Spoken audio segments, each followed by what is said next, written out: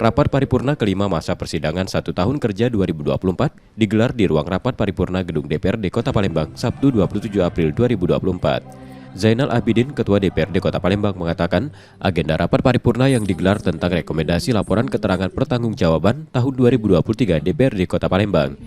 Dalam rekomendasi tersebut, DPRD Kota Palembang meminta Pemkot Palembang melalui organisasi perangkat daerah terkait untuk terus mengoptimalkan pelayanan masyarakat. Diharapkan Pemkot Palembang memberikan anggaran yang maksimal dan mengoptimalkan pembinaan fungsi Linmas.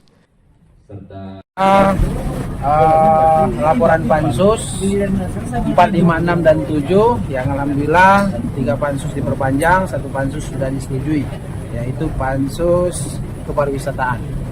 Rekomendasi tadi apa kesimpulannya?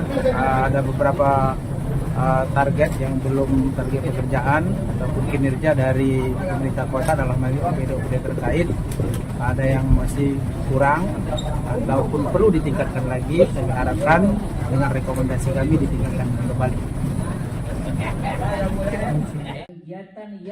Dalam kesempatan itu juga disampaikan laporan panitia khusus 4 hingga 7 yang membahas Perda Kota Palembang tahun 2023. Pansus 4 sampai 6 meminta perpanjangan waktu dalam membahas Perda.